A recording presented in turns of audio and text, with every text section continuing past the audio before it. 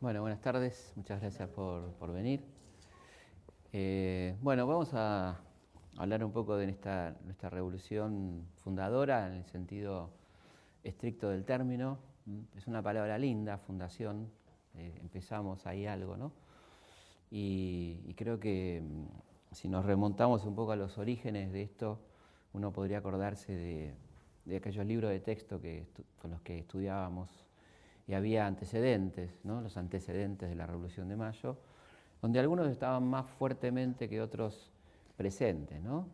Y yo creo que es interesante decir que la Revolución tiene antecedentes muy remotos en cuanto a que hubo rebeliones indígenas casi inmediatamente de producida el primer contacto, el mal llamado descubrimiento de América. Así hubo en nuestro continente permanentes rebeliones desde 1493 en adelante, rebeliones muy importantes, y echando por tierra toda esta imagen de la recepción como dioses de los conquistadores, ¿no? Que solamente se dio parcialmente en algunos lugares y durante un tiempo muy breve, hasta que se dieron cuenta de quiénes eran realmente estos personajes.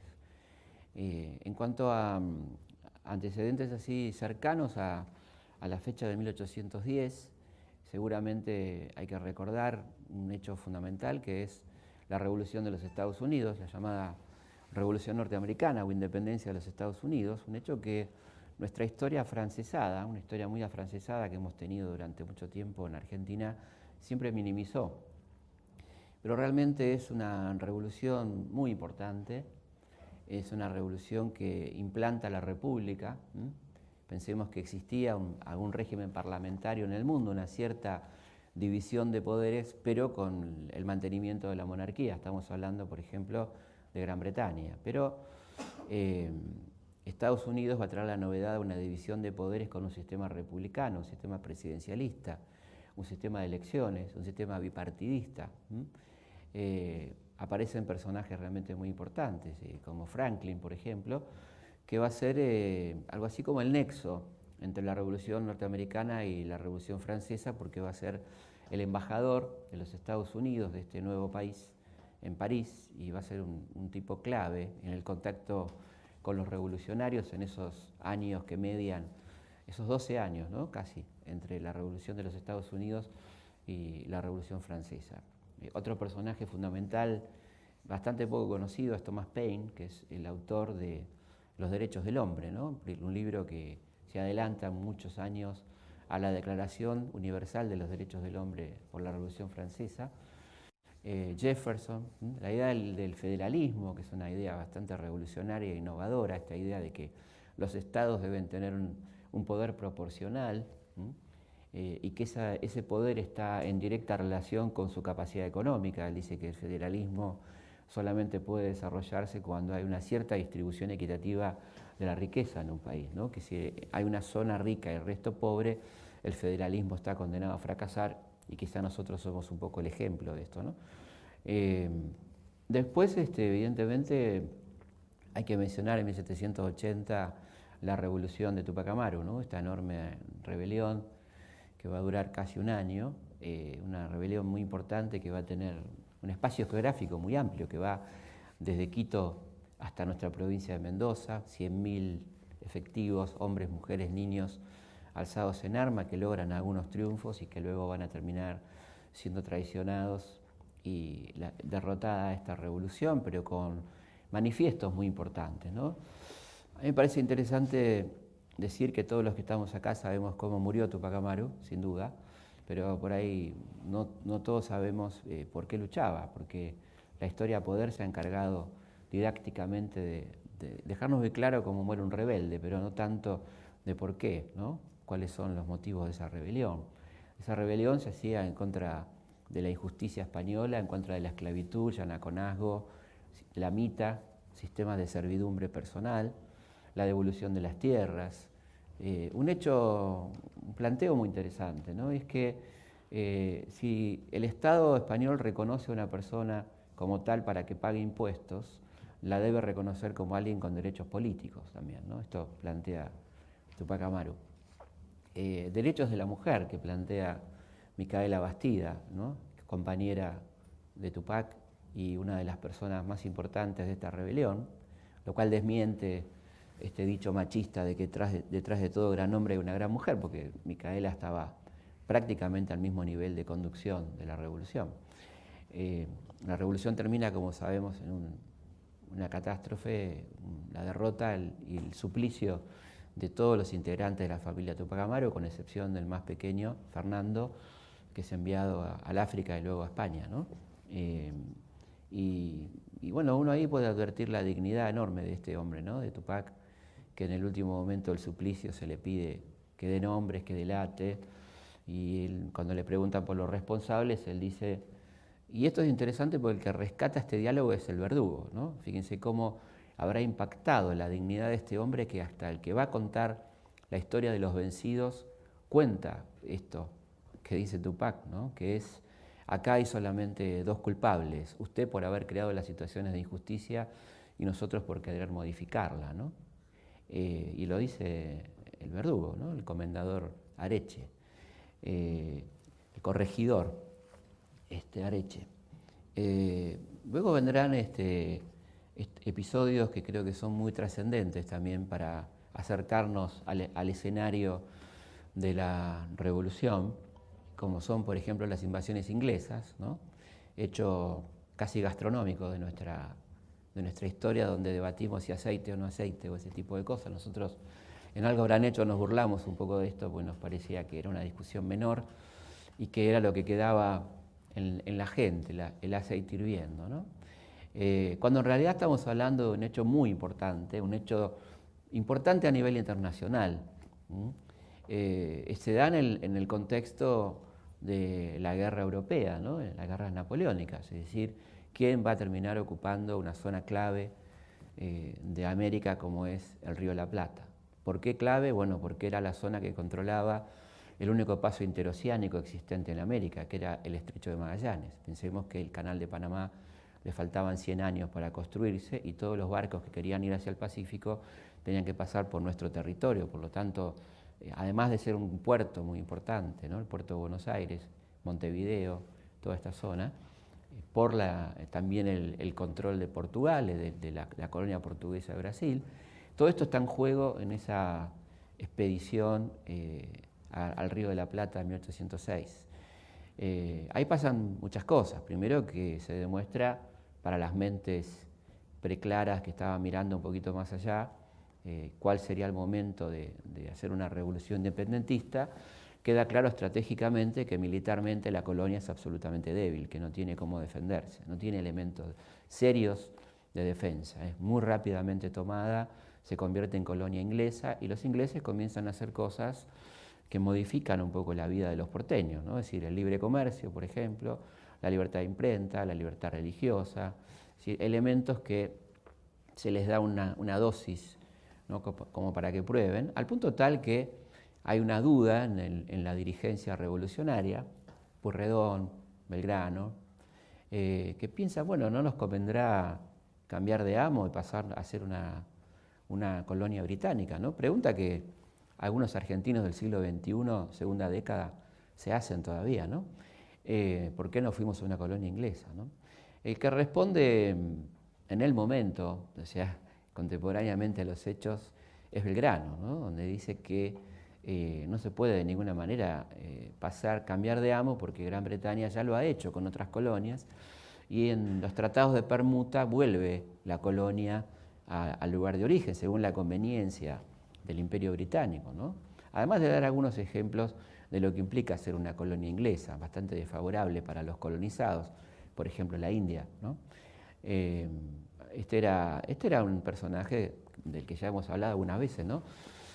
Manuel Belgrano, un cuadro, un verdadero cuadro de lo que va a ser la revolución.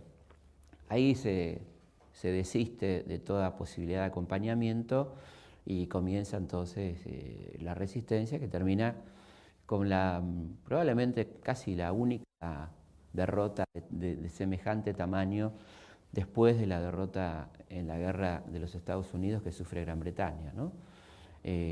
Cuando estuvimos filmando Algo Habrán Hecho, estuvimos en el Museo del Ejército, dentro de de las derrotas que sufrió el ejército británico, hay dos muy marcadas que ellos la llaman la derrota en los Estados Unidos y la campaña del sur, que son las invasiones inglesas, ¿no? Que va a ser mucho más grave en la segunda invasión, cuando ya ahí es realmente un ejército muy poderoso el que viene y es derrotado ya por un pueblo que lo está esperando, ¿no? Ese pueblo que está esperando al invasor también está pensando, ¿no? Porque ese pueblo ha formado las milicias populares, milicias realmente populares. ¿Qué tan populares? Bueno, para algunos demasiado populares, ¿no? Pensemos que a la milicia se incorporaba todo varón, a partir de aproximadamente los 14 años.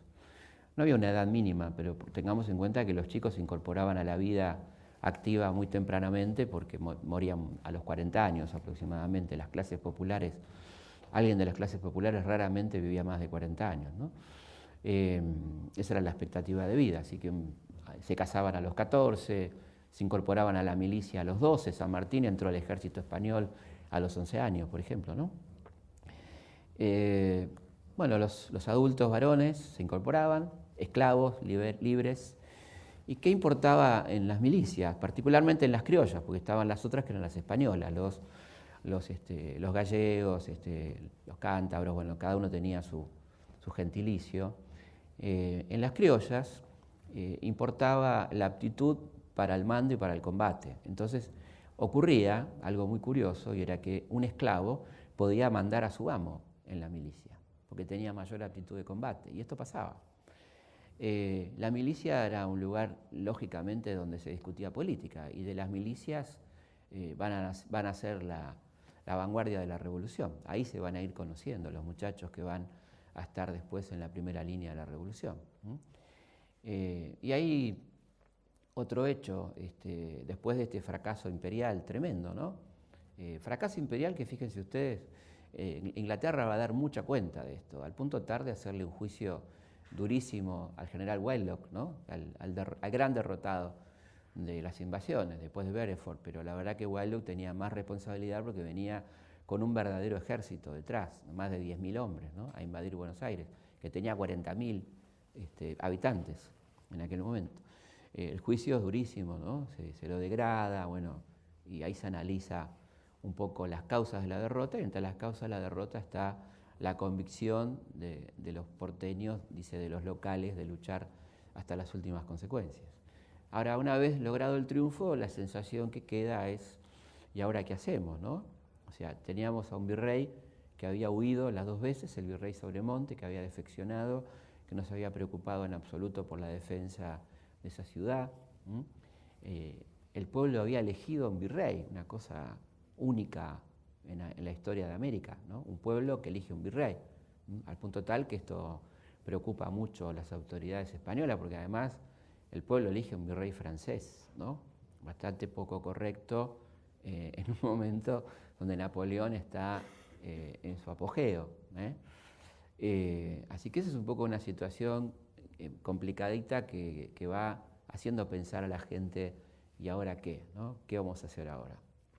Como si esto fuera poco, vendrá la gota que colme el vaso, ¿no? Que es la invasión napoleónica de España. Un hecho muy importante, un hecho donde Napoleón en realidad quiere invadir Portugal. Napoleón, entre sus estrategias militares, usa mucho la estrategia comercial y diplomática y ha decretado el bloqueo continental. Sabe que Inglaterra, el lugar donde más le va a doler y donde le pueden pegar es en su comercio, y por lo tanto obliga a todos los países de Europa a bloquear continentalmente el comercio con Gran Bretaña, ¿no? Ahogar comercialmente a Gran Bretaña. Portugal se resiste a cumplir con el bloqueo, por lo tanto Napoleón invade Portugal, y para invadir Portugal tenía que pasar por España.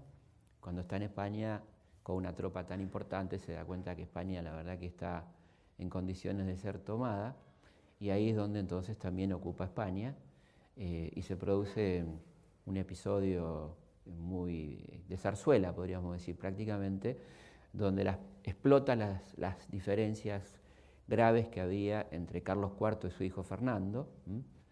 y por lo tanto los hace concurrir a la frontera con Francia, en Bayona, y ahí hay una farsa, realmente una farsa donde cada uno renuncia en nombre del otro. Fernando había sido coronado rey recientemente, Fernando renuncia en favor de Carlos, Carlos va a terminar renunciando en favor de Napoleón y Napoleón va a terminar nombrando a José Bonaparte, su hermano, el rey de España, ¿no? Así que hay una anomalía, se pierde la legitimidad real, ¿no? Estamos en 1808, se sacude el mundo y evidentemente no es un secreto para nadie que Napoleón aspira a ocupar el imperio español en América. Esto es obvio, ¿no? Cualquiera que se siente en el trono de Madrid tendrá lógicamente esa pretensión. Venimos a este lado del Atlántico y obviamente es la gran oportunidad que se está esperando, es decir, poder a partir de un hecho jurídico irrefutable como es la pérdida de legitimidad del reino, ya no hay un rey legítimo en España, empezar a plantear entonces teorías que hablan de la reversión del poder, teorías que venían de prácticamente la época del principio de la Edad Moderna, ¿no? Teorías que tenían que ver con los jesuitas, como el padre Suárez, la idea de que en el pueblo reside el poder y que el pueblo en todo caso lo otorga a un rey, pero que el último y primer depositario del poder es el pueblo. Las teorías inglesas de la Revolución Inglesa de 1648, ¿no? La teoría del pacto social, donde en realidad el pueblo le otorga el imperio al rey, pero sigue teniendo esa potestad, y el rey tiene que cumplir con su deber de gobernar correctamente, y si no, ese derecho vuelve al pueblo. Esto se puso en práctica en Inglaterra, ¿no? En 1648 se hace la revolución y poco tiempo después Carlos I es decapitado, el rey, ¿eh? No es chiste, y el poder pasa a un régimen parlamentario, ¿eh? Después tendrá, obviamente, el crecimiento de la ideología en Francia y en Europa llevará a la aparición de lo que conocemos como las ideas ilustradas, las ideas de la enciclopedia, ¿no?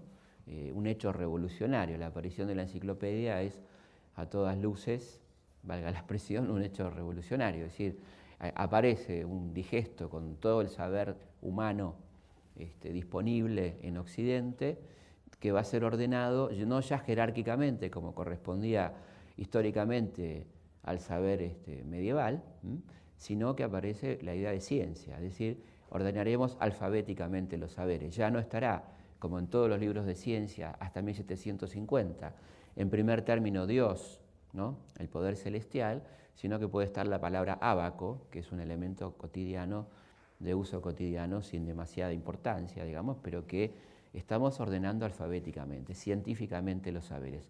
Se está separando el saber de la religión, ¿no? Un hecho que va a tener muchísima trascendencia. En ese reordenamiento aparece también la idea de que el concepto de pacto es un concepto demasiado abstracto, demasiado tácito, ¿no?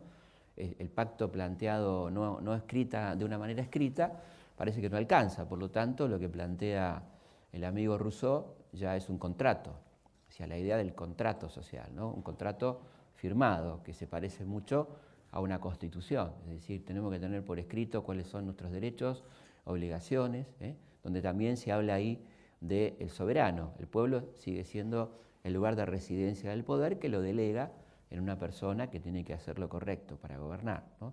Si esa persona no hace lo correcto, siguiendo a Locke, otro pensador inglés muy importante, hay un derecho a la rebelión. El pueblo puede rebelarse porque no se está haciendo lo que corresponde.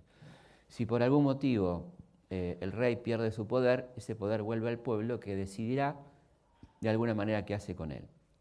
Este principio de retroversión del poder aparece primeramente en lo que se llamó el silogismo de Chuquisaca, nuestra universidad más importante. Recordemos que nosotros pertenecíamos al Renato del Río de la Plata y la universidad más importante que teníamos era la de Chuquisaca, la actual Bolivia, una ciudad situada muy cerquita de las minas de Potosí, donde estudiaron personajes muy importantes de nuestra historia, como Mariano Moreno, como Juan José Castelli y como el autor de este silogismo, que es Bernardo de Monteagudo, quien plantea muy categóricamente que hay que pensar por nosotros porque evidentemente España, hay un rey ilegítimo en España, ¿no? Y plantea esto en un exquisito trabajo que es el diálogo entre Fernando VII y Atahualpa, una obra de teatro, ¿no? Donde se discuten Fernando, el actual rey despojado de su trono por Napoleón, y Atahualpa, el último inca que ha sido asesinado por los españoles y despojado de su reino y de sus súbditos. Comienza este diálogo con Fernando VII diciéndole a Atahualpa: estoy desolado, me han despojado de mi reino, me han despojado de mis súbditos, y Atahualpa le dice simplemente: te entiendo perfectamente, ¿no? Usando una ironía muy interesante, Monteagudo, y a partir de ahí son todas fundamentaciones filosóficas, donde Atahualpa va a hablar con todo el andamiaje filosófico de la revolución y donde Fernando va a hablar con el discurso del papado, de la obediencia al poder divino, un trabajo impresionante de 1808 que termina con el primer manifiesto independentista del que tenemos memoria en el Río de la Plata, convocando a luchar por la independencia, ¿no? Esto es en 1808 y esto va a derivar en la Revolución de 1809, 25 de mayo del 9, en Chuquisaca, cuyo uno de sus protagonistas es Monteagudo, este tucumano tan importante y tan poco valorado por nuestra historia oficial, antecedente inmediato casi de la Revolución. Revolución de Chuquisaca y La Paz, dos levantamientos muy importantes donde hay mucha participación indígena también en este levantamiento, que es reprimido durísimamente por Cisneros, este virrey que ha mandado de urgencia España para reemplazar al virrey francés, a Liniers. Una de las primeras tareas de Cisneros es esta cruel represión del levantamiento de Chuquisaca y La Paz. Así estamos más o menos y sosteniendo un poco la cosa, lo que ha ocurrido en España, que es que esta retroversión del poder, así entendida por el pueblo, dio lugar a la creación de juntas locales en toda España y una junta central en Sevilla, ubicada en Sevilla porque era el lugar más lejano a la cercanía de los ejércitos napoleónicos, que va a coordinar la acción de todas las otras juntas, que son juntas de carácter político-militar.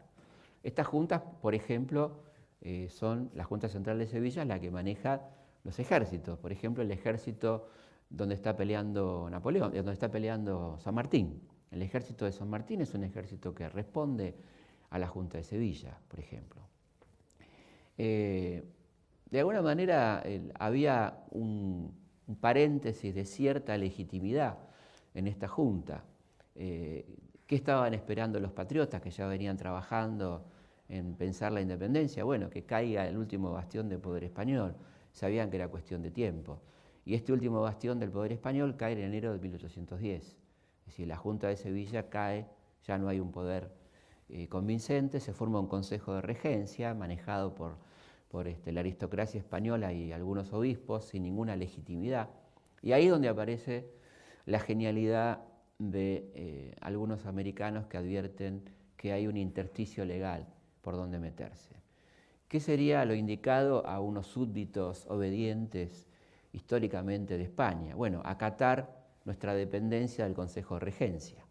Ahora, ¿qué hace las juntas americanas que van a empezar a pensarse, ¿no? Van a empezar a pensar en una estrategia?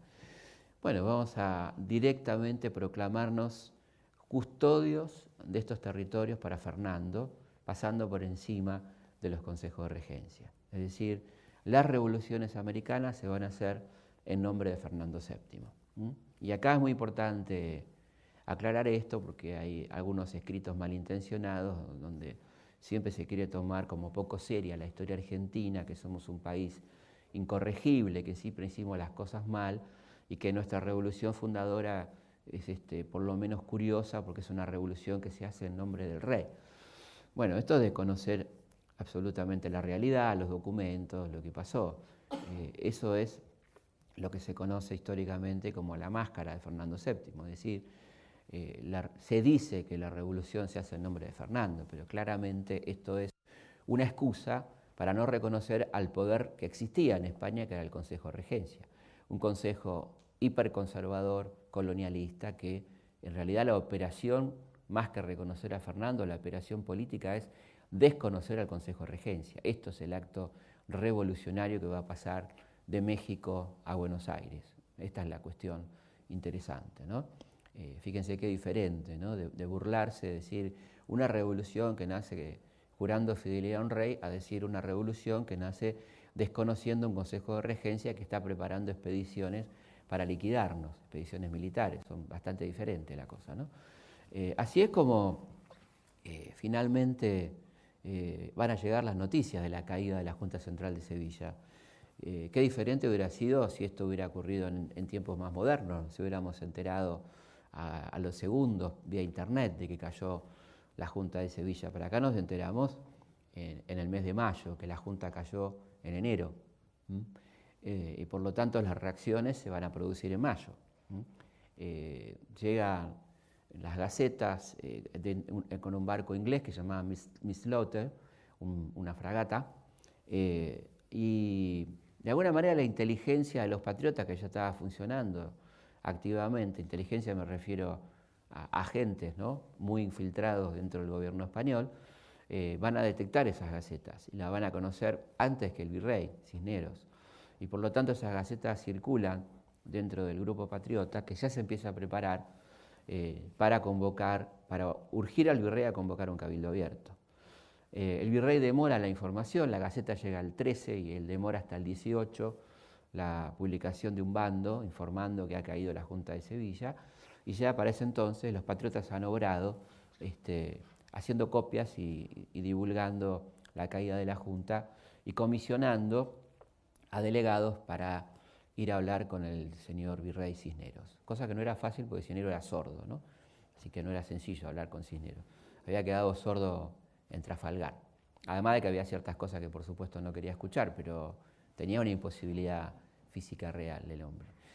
Así comienza la denominada Semana de Mayo, que es una semana altamente intensa, 18 al 25, el 18 se publica el bando, y ya el 19 se comisiona a los delegados para ir a ver a este señor Cisneros. Era un sábado, ¿no?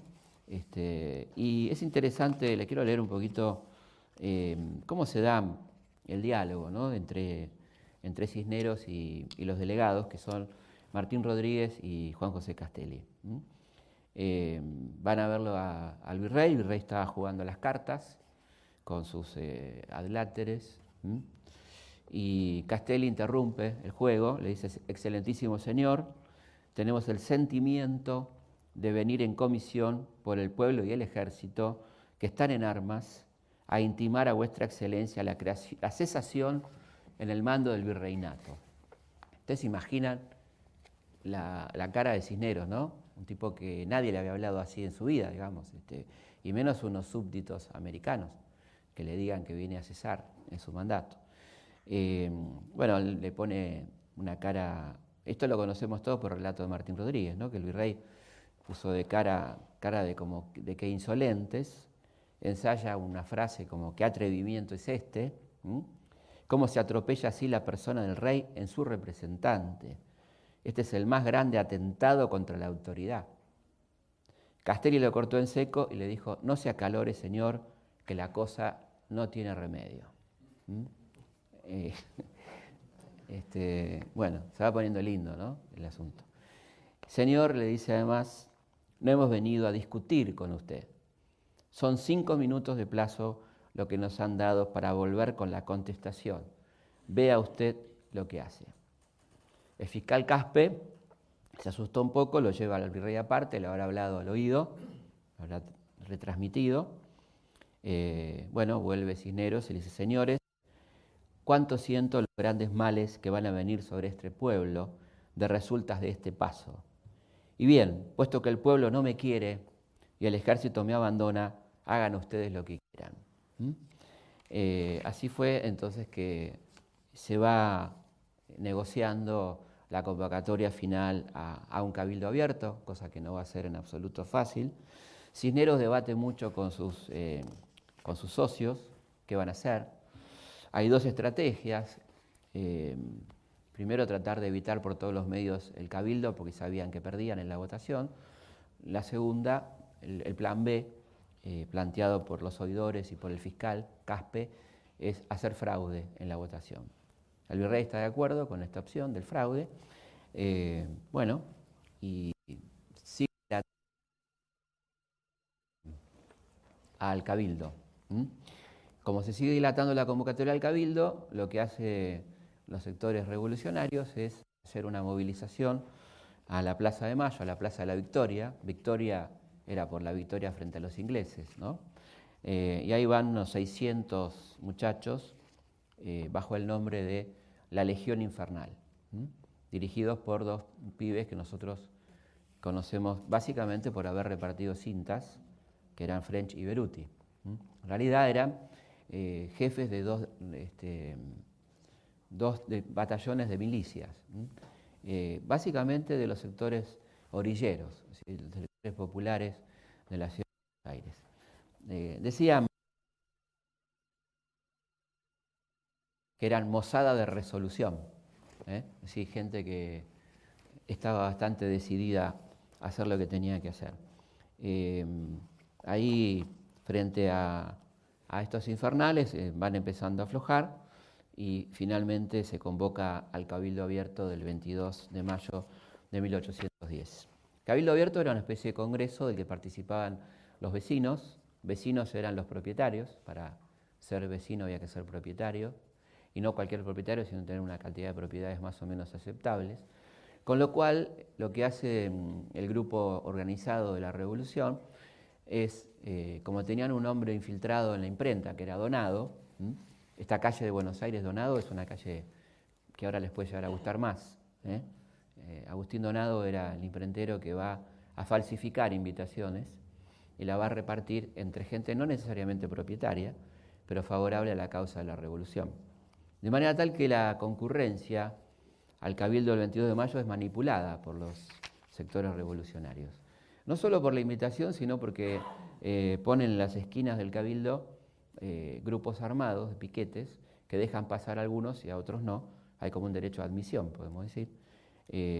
Con lo cual, el Cabildo se arma de una manera más favorable a los revolucionarios. El debate es un debate impresionante, interesantísimo, donde por un lado está el obispo Lué, que es el hombre que ha elegido el virrey, considera que es el mejor orador para plantear la postura virreinal. Tengamos en cuenta que la discusión era, ¿se queda el virrey o se va el virrey? No muchas más vueltas que eso, ¿no? Y ahí comienza entonces el debate, que piden la palabra a muchos oradores, y hasta que toma la palabra el obispo Lué y plantea que es una verdadera insolencia que los americanos hablen de esta forma, ¿no?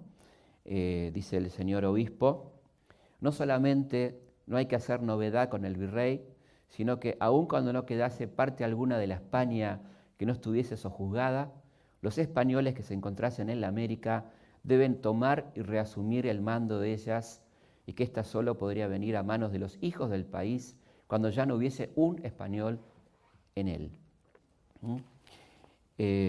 Bueno, estaba ahí el obispo pensando que con esto daba por terminada la discusión, pero se olvidaba que estaba presente el llamado orador de la Revolución, Juan José Castelli, que le dice lo siguiente: a mí no se me ha llamado a este lugar para sostener disputas, sino para que diga y manifieste libremente mi opinión. Y lo he hecho en los términos que se ha oído. Asombra que hombres nacidos, le contesta Lué, asombra que hombres nacidos en una colonia se crean con derecho a tratar asuntos privativos de los que han nacido en España. Lo trata de denigrar a Castelli. Castelli va a contestar de una manera muy particular, diciéndole que si los miembros de un país conquistado no tienen derecho a hablar ni a resistirse a la opinión, entonces que los españoles se rindan ya a Napoleón y terminemos con este asunto. El argumento de Castelli es realmente demoledor, el obispo se queda sin palabras y se llama a votar, y la votación termina siendo altamente favorable a favor de la revolución, o sea, la destitución del virrey. 67 votos a favor del virrey, 159 en contra. Hay una discusión después ahí en torno a quién debería pasar el poder. Castelli y Belgrano plantean que ese poder debe pasar al pueblo, alguna forma de poder ejecutivo. Los sectores más conservadores plantean que tiene que pasar al cabildo, el sector saavedrista concretamente, que es lo que termina ocurriendo. Eso da lugar a que sea en el cabildo donde se cuenten los votos y ahí donde se produce el fraude, directamente en un acta que consta que no es muy difundida ni conocida.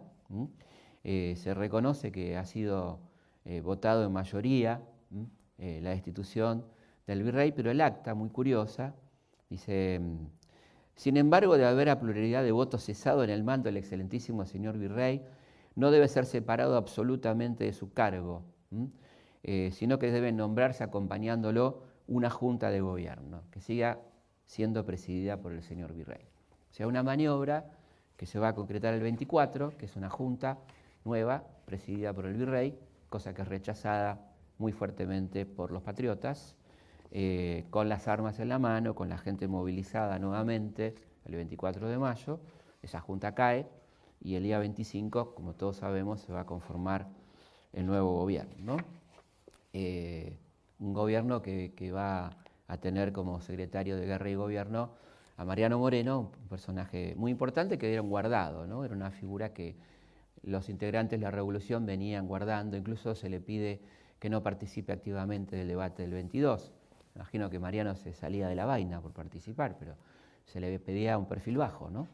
Y realmente ahí empieza entonces este proceso de cambio que arranca con la revolución del 25 de mayo de 1810, un proceso complicado, el inicio o un intento de revolución que se va a ver frustrado finalmente, pero que plantea a partir del plan de operaciones de Mariano Moreno un modelo de país completamente revolucionario, ¿no? Un modelo de país donde hay que liberar a los esclavos, hay que hacer industrias nacionales, el Estado tiene que intervenir fuertemente en la economía, se habla de la inclusión, se habla de reparto de tierras, se habla de sublevar al sur de Brasil para liberar a los esclavos, se habla de expropiaciones, ¿no? Ese es el plan de Moreno que tanto inquieta al poder y que termina en la contrarrevolución que lo terminará separando del poder en diciembre de 1810.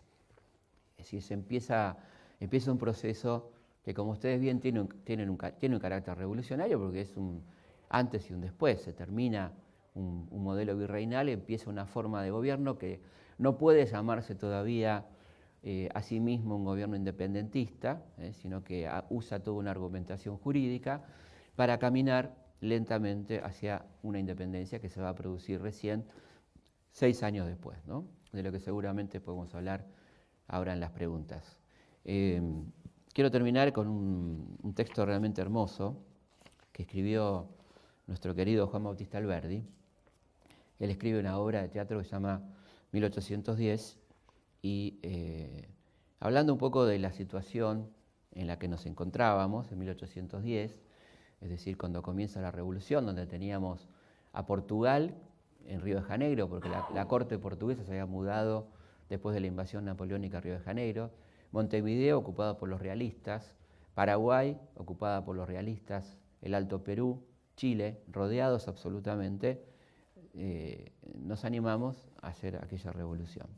Por lo tanto, la acusación que caía sobre los revolucionarios, particularmente sobre los Castelli, sobre los Moreno, sobre los Belgrano, era la locura, estaban locos. Entonces Alberdi pone en boca de Belgrano este texto. Nosotros somos esos locos, ¿lo saben ustedes, mis amigos?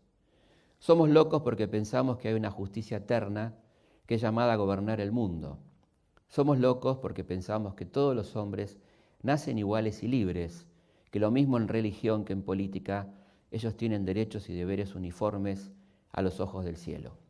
Somos locos porque pensamos que todos los pueblos son libres y soberanos y que no hay más legitimidad política en el mundo que la que procede de las voluntades.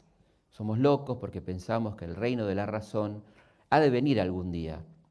Somos locos porque no queremos creer que los tiranos y la impostura y la infamia han de gobernar eternamente sobre la tierra.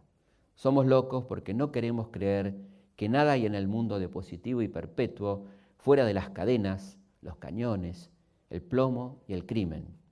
Por eso somos locos, sí. Y si por eso somos locos, yo me lleno de orgullo de ser loco, loco de ese modo. Yo me ennoblezco con la locura de creer, como creo, que un sepulcro está cavado ya para nuestros tiranos, que la libertad viene, que el reinado del pueblo ya se acerca y que una grande época va a comenzar. Muchas gracias. Bueno, abrimos las preguntas, dudas.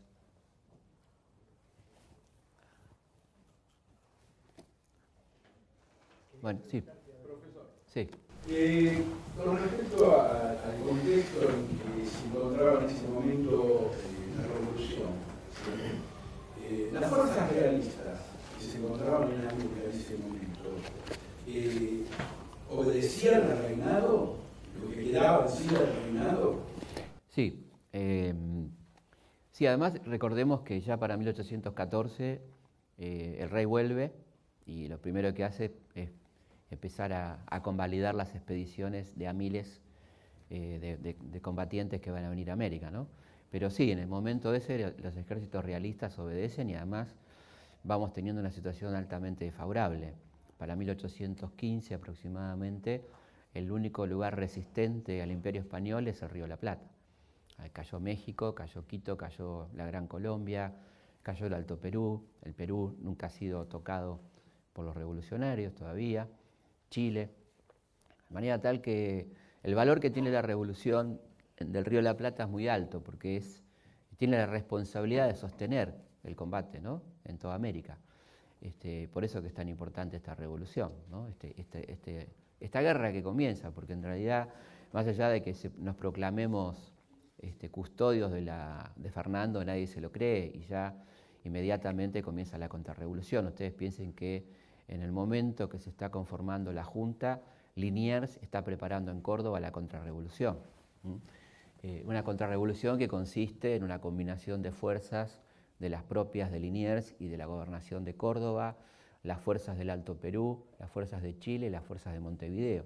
Esto se le secuestra este documento a Luis Liniers, el hijo de Liniers, donde hay un plan de miles de tropas de arrasar a sangre y fuego Santa Fe y Buenos Aires, ¿no?, matando a quien sea.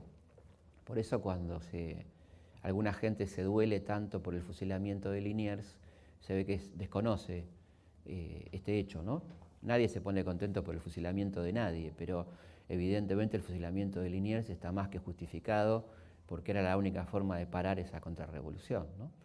Ese es un primer ataque. Vendrán los ataques de Montevideo, que no paran nunca, ataques que hacen entendible el combate de San Lorenzo, que nunca nos explicaron, ¿no? Parece que llega un loco de Inglaterra y se pone a pelear en el Paraná. ¿Qué le pasa a este tipo, no? Feo asoma, qué sé yo. Bueno, eso es una forma de parar los ataques más duros que recibía la revolución de parte de Montevideo, donde había alguien que se había autoproclamado virrey, que era Elío, y que mandaba permanentes cañonazos. Buenos Aires es una ciudad bombardeada casi permanentemente. Ataques de barco, ataques sobre la ribera, robo de ganado, arrasar con pueblos. Se hace una tarea de inteligencia, no estaba la persona idónea para armar un cuerpo de caballería, no había un cuerpo de caballería, de hecho, ¿no?, hasta que llega San Martín y plantea junto a la red de espionaje un trabajo de más o menos 7 meses para lograr concentrar la poca tropa que se tiene en San Lorenzo y se brinda ese combate, que es un combate maravilloso, que a mí me causa mucha gracia cuando dicen, sí, pero San Martín libró un solo combate en Argentina. Bueno, la verdad que no está mal, ¿no? Es una batalla, un combate o escaramuza, como le quieren poner de nombre, pero la cuestión es que dura 15 minutos, donde una tropa que es la mitad del atacante la destroza, ¿no?, en 15 minutos. Lo que habla de que el señor que está al frente de ese ejército algo sabe, ¿no?, de lo que está haciendo. Entonces, digo todo esto porque la verdad que a uno le da un poco de bronca que se hable tan ligeramente de algunas cosas, ¿no? El único combate en territorio argentino es una imbecilidad, porque el territorio argentino era muy amplio, porque en realidad combatir en Chile era combatir a favor de la Argentina, Argentina que no existía, por otro lado, en aquel momento, ¿no? Provincias Unidas, en todo caso. Pero bueno, tenemos estas cosas que algún día nos curaremos, qué sé yo, o agarraremos los libros por ahí. Pero la verdad que sí, las tropas eran obedientes, había dentro de esas tropas un componente americano importante, esos ejércitos del rey tenían a muchos americanos también combatiendo a favor del rey, así que una situación altamente delicada. Y el gran fantasma de Portugal, ¿qué actitud va a tomar Portugal frente a la revolución? ¿No? Que ahí contábamos hasta cierto punto con la venia de Gran Bretaña, hasta cierto punto. Una actitud permanentemente ambigua, porque Gran Bretaña era 1810 la gran aliada de España contra Napoleón, por lo tanto nos obligaba a no proclamar la independencia y nos va a obligar prácticamente hasta la caída de Napoleón. No casualmente nuestra independencia se proclama en 1816, es decir, poco después de la caída definitiva de Napoleón en Waterloo. Hasta ese momento, un país tan altamente dependiente de Gran Bretaña no podía proclamar su independencia de España, por lo menos independencia formal y política, ¿no? Y eso es un hecho muy interesante. E incluso con un hecho lindante temporalmente con el Congreso de Tucumán, que es la pretensión de Carlos María de Alvear, nuestro máximo gobernante en aquel momento, nada más y nada menos que el director supremo, de ofrecerle a Gran Bretaña el protectorado sobre estos territorios, o sea, que pasemos a ser una colonia inglesa, ¿no? Y esto sí es lo que definitivamente decide la convocatoria al Congreso de Tucumán, es decir, la rebeldía de San Martín, el levantamiento del Ejército del Norte, la expulsión de Alvear y sí la convocatoria al Congreso de Tucumán entonces, ¿no? Sí. Mira, lo que me tiene muy intrigado es saber qué edad física tenía San Martín en el momento del combate de San Lorenzo. 34. De los cuales tenía 20 y pico de 20 años de pertenecer al ejército español activo, 20 años de actividad tremenda, ¿no? O sea, pelear contra los moros en Argel, siempre en escuadrones muy riesgosos, porque como él era granadero, en general los granaderos por definición son el escuadrón de explosivos, las granadas, ¿no? Algunos creen que porque son de la ciudad de Granada, no. Los granaderos son una formación que históricamente formó Luis XIV, que eran justamente los encargados de los explosivos. Y con el contacto con los Borbones, la idea del granadero pasa a España. Y los granaderos son ni más ni menos que los comandos de explosivos. Así que este chico de 14 añitos, 13, 14, ya está poniendo bombas, ya está combatiendo 40 días de asedio, por ejemplo, en Orán, campañas navales tremendas, bueno, todo esto. Y además lo contrario, tenía una edad mucho mayor.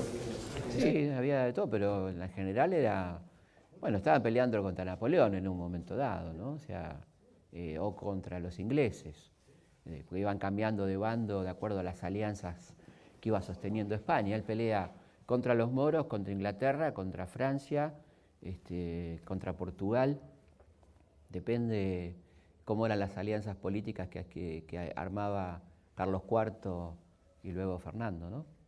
Pero sí, es una persona, además con una enorme formación política, ¿no? Tipo, un cuadro político realmente asombroso, o sea, una persona que tenía su biblioteca personal de 400 volúmenes, que la mayoría eran libros de filosofía, teoría política, historia, tenía una colección completa de la enciclopedia, tenía, de todo, ¿no? El diccionario filosófico de Voltaire, los escritos de Rousseau, un hombre, un pensador muy avanzado, además. Muchas gracias, Felipe. Por favor. Sí. El papel de los factores económicos en la revolución, en la cuestión más vinculada a variables de nivel económico. Sí, fundamental, muy importante. La economía es determinante en la revolución.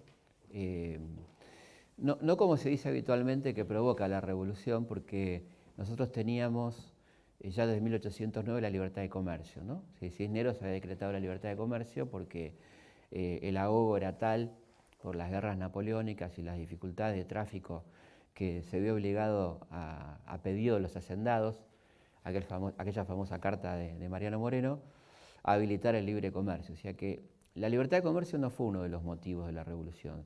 El motivo de la revolución era que esa libertad de comercio la manejaran realmente los que estaban siendo los dueños cada vez más del poder económico, que eran los criollos propietarios, terratenientes exportadores, que querían comerciar directamente con Gran Bretaña, que querían tener un Estado a su servicio también, ¿no? Que ese Estado no fuera el Estado español con sus engorrosas leyes, decretos, sistema impositivo arcaico y todo lo demás. De manera tal que es una burguesía terrateniente comercial que aspira a ocupar el Estado, ¿no?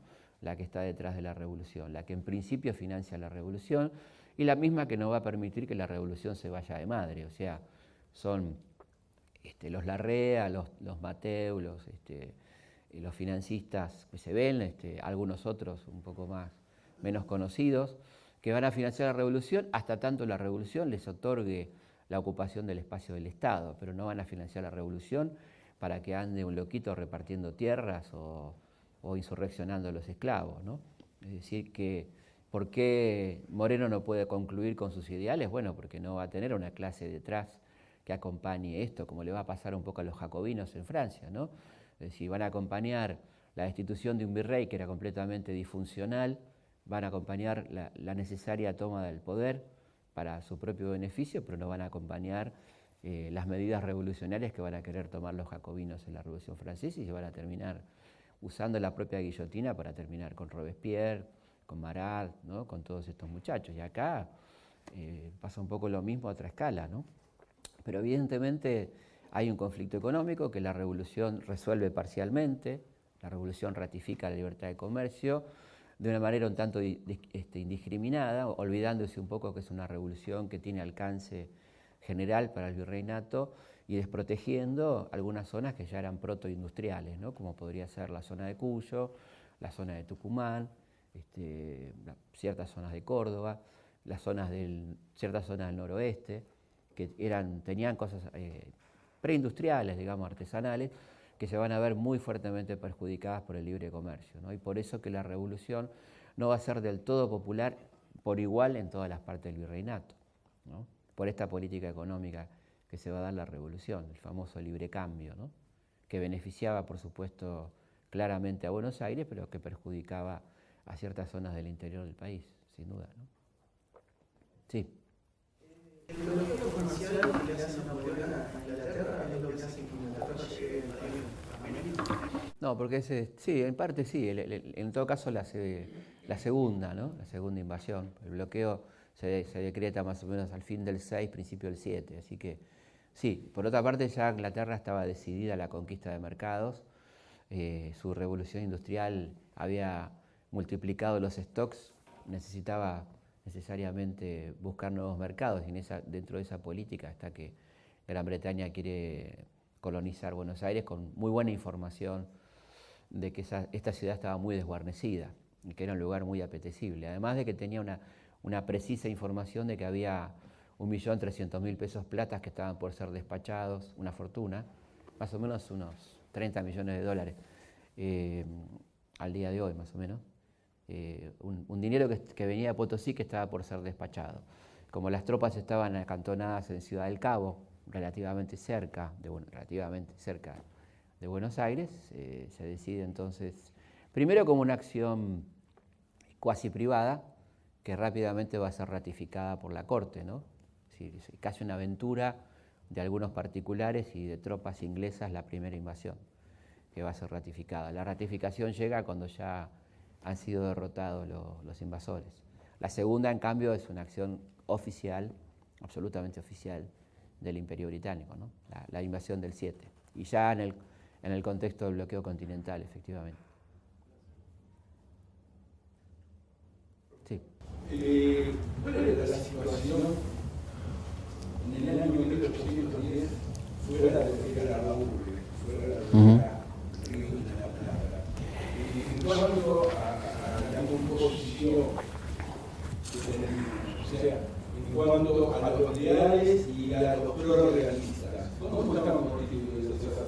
esos focos de ciudad que estaban en el interior. Bueno, en primer lugar era una zona que estaba bastante interrelacionada comercialmente, ¿no? Esta idea de que eran zonas aisladas no es cierta, y tampoco es cierta el aislamiento con respecto a las poblaciones indígenas. Había un muy estrecho contacto con los pueblos indígenas, un comercio bastante fluido.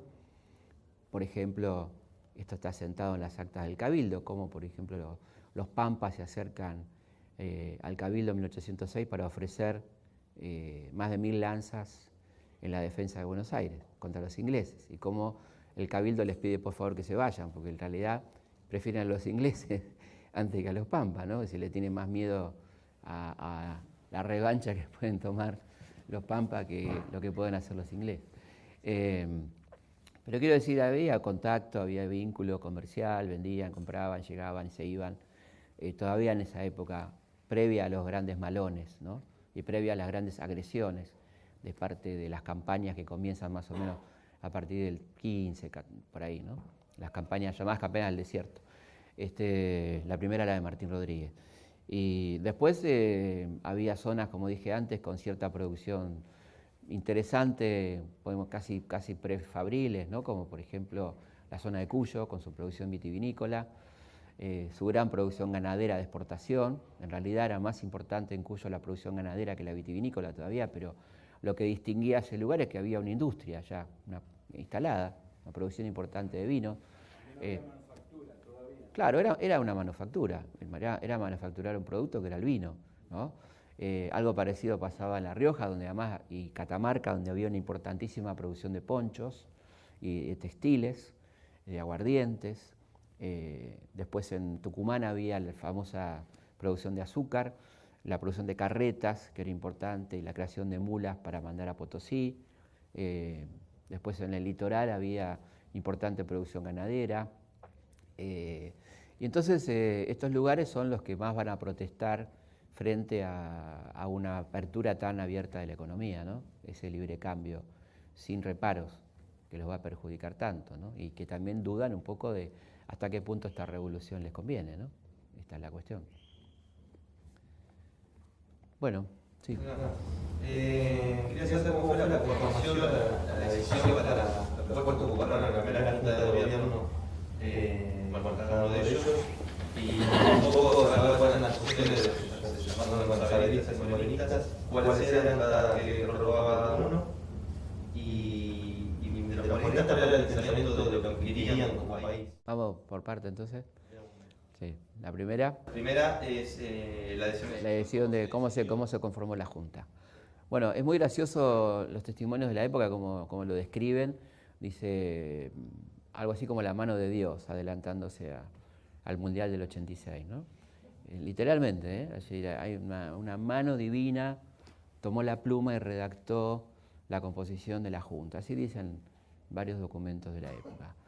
Lo cual habla de que evidentemente la Junta estaba conformada de antemano, que la Junta reunía poderes fundamentales. En la Junta están representados los poderes existentes en aquel momento. Tenemos sacerdotes, tenemos comerciantes, tenemos terratenientes y tenemos miembros de las profesiones liberales. Es decir, que la Junta refleja el poder criollo y parte de un remanente español que acuerda con ese cambio. Por ejemplo, en la figura de Larrea y Mateu, dos comerciantes catalanes que van a participar de la conformación de la Junta. La Junta entonces expresa un poco el poder. Por un lado, Saavedra, presidente, no por haber hecho demasiados méritos, sino porque es el comandante de la capital, el hombre que maneja el poder militar. El secretario de Guerra y Gobierno a uno de los cuadros más lúcidos de la Revolución, que es Mariano Moreno, y luego son los vocales, Belgrano, Castelli, ¿no? Paso, Ascuénaga, cada uno con su cuestión, sus vínculos. De alguna manera, Saavedra representa al sector terrateniente, ¿no? Moreno representa claramente al sector liberal, Belgrano al sector de los comerciantes y también a las profesiones liberales por su condición de abogado. Y esto es un poco esta Junta conforma entonces esa posición. Dentro de la Junta El sector morenista en un principio está conformado por Castelli, por Belgrano y por Moreno, y por Paso, el secretario también de la Junta. Plantean una revolución que vaya más allá del cambio de virrey por una junta, sino que tenga cambios más profundos. Y el resto de los integrantes de la Junta son el sector conservador, donde la figura fuerte Saavedra, pero también Ascuénaga es una figura importante, y plantean de entrada, en todo caso, ir frenando que la revolución se vaya de cauce, que la revolución vaya por caminos que ellos no pretenden. Ellos se conforman y es lo que querían, en todo caso, reemplazar al virrey por un gobierno propio, por un gobierno de esos sectores del poder. La otra pregunta era que planteaba cada uno, es esto, ¿no? La tercera, Sí, no, morenismo. ¿qué idea tenían para el país? El morenismo lo que plantea es un cambio muy radical de país, la idea de conformación de una nación con un Estado fuerte. Por ejemplo, una frase textual del programa del Plan Revolucionario de Operaciones es insuflar 300 millones de pesos, una fortuna incalculable del Estado en la actividad económica para ir modelando la actividad según las necesidades del país. Creación de fábrica de pólvora, fábrica de armas, transformación de la materia prima, producción de algodones y de telas y de vestidos, de zapatos, o sea, la idea de la manufactura, donde ahí está la mano de Belgrano, que Belgrano es coautor del plan de operaciones, ¿no? La idea de la manumisión de los esclavos, la idea de un país realmente muy diferente al que se estaba planteando del otro lado, ¿no? Es un verdadero plan, que los invito a leerlo, un plan para no tomar al pie de la letra, porque ese plan es un plan de máxima, o sea, tanto Moreno como su coautor Belgrano sabe que ese plan es un plan pedido por la Junta y que será negociado. Por lo tanto, las expresiones de máxima que se ponen, se saben que en algún momento van a bajar. Cuando dice hay que cortar cabezas y hay que... todo eso que se pone como subrayado por los enemigos de Moreno, son expresiones que se ponen ahí sabiendo que se están maximizando para después en algún punto negociar con los otros sectores de la Junta, ¿no? Pero podemos decir que es el primer plan orgánico de un modelo revolucionario en el Río de la Plata, conjuntamente con lo que va a ser después el Manifiesto de la Florida y las instrucciones de Artigas, ¿no? Que es el otro gran plan revolucionario que tenemos en el Río de la Plata, donde ya ahí se avanza un poco más, donde ahí se habla, por ejemplo, directamente de la reforma agraria, se habla del matrimonio civil, de la libertad de culto, de la libertad de imprenta, de la república, ¿no? De muchas cosas muy atrevidas que planteaba José Artigas en ese manifiesto. Bueno, muchísimas gracias por haber venido y nos vemos en junio. Ya le vamos a avisar por los conductos habituales. Vamos a estar con Alejandro Horowitz hablando de los peronismos. Es autor de un gran libro, Los Cuatro Peronismos, y que él fue actualizando. Y vamos a hablar del peronismo ayer, hoy y la trayectoria del movimiento peronista a lo largo de la historia. Bueno, nos vemos la próxima. Muchas gracias.